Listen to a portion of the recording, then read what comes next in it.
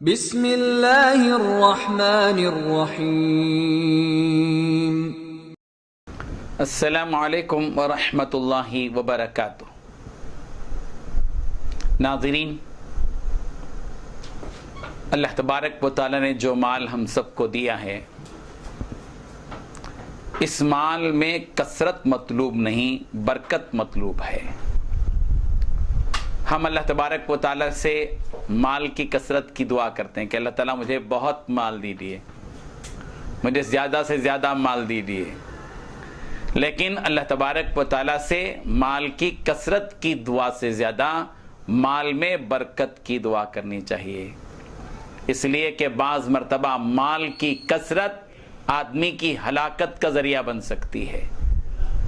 اس لیے کہ مال جب بہت زیادہ آدمی کے پاس آ جاتا ہے تو آدمی کی توجہ عبادتوں سے ہٹ جاتی ہے، آدمی کی توجہ آخرت سے مڑ جاتی ہے، دنیا اور مادیت کی طرف اس کا رخ ہونے لگتا ہے۔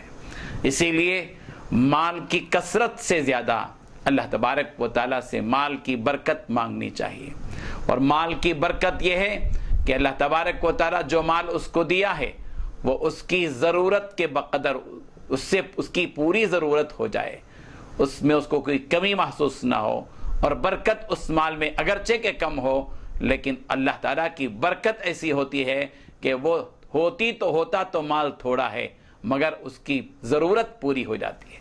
اور دنیا کا مال تو ضرورت کے لیے ہی تو ہے، مقصد حیات تو اللہ تبارک و تعالیٰ کی رضا، اللہ تعالیٰ کی عبادت، اللہ تبارک و تعالیٰ کی خوشنودی ہے، اور جو ضرورت زندگی ہے وہ یہ مال، یہ دولت ہے، جس دولت اور جس مال کے لیے ہم اپنی زندگی کا پورا حصہ بلکہ بہت بڑا حصہ لگا دیتے ہیں۔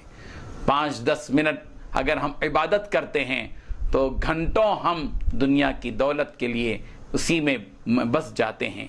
ضرورت اس بات کی ہے کہ ہم اللہ تبارک و تعالیٰ سے برکت مانگیں۔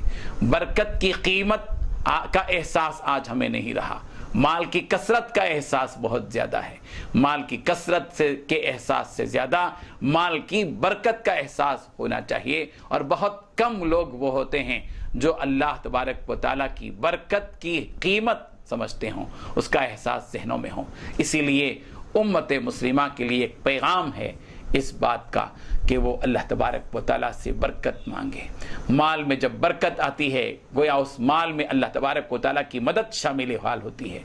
مال بہت زیادہ ہو لیکن اللہ تبارک و تعالیٰ کی مدد ساتھ نہ ہو تو بیکار ہے، لیکن مال تھوڑا ہو لیکن اللہ تبارک و تعالیٰ کی مدد شامل حال ہو، اس کی برکت اس کے اندر ہو، اس کی توجہ اس کے ساتھ ہو، تو پھر تو آدمی ہلاکت سے بچے گا، رسوائی سے بچے گا، ناکامی سے بچے گا، شرمندگی سے بچے گا۔ دنیا کی نجات اور کامیابی اسی میں ہے کہ اللہ تبارک و تعالیٰ کی رحمتوں کی بارش اس کے اوپر ہو، اس کی برکتیں اس کے گھر میں ہوں، اس کی آل اولاد میں برکت ہو، اس کے رزق میں برکت ہو۔ ہم اللہم بارک لنا فیما رزقتنا، یہ جو رزق سامنے رکھا گیا ہے اس رزق کو دیکھنے کے بعد ہم کیا دعا کرتے ہیں اللہ تعالیٰ سے کہ اللہ تعالیٰ ہمارے اس مال میں، اس رزق میں برکت عطا فرما۔ اللہم بارک لنا فیما رزقتنا، اے اللہ جو رزق آپ نے ہم کو دیا ہے اس میں برکت عطا فرما۔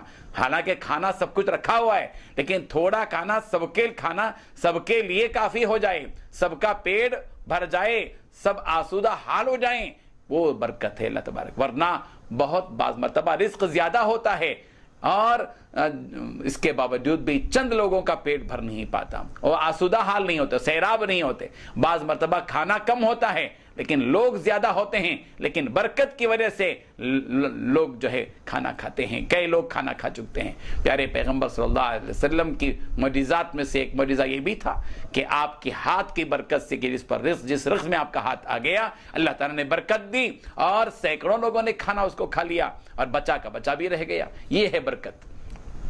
اللہ تبارک و تعالی ہمیں اس برکت کی حقیقت کو سمجھنے کی توفیق عطا فرمائے۔ آمین۔ وآخر دعوانا ان الحمد للہ رب العالمین۔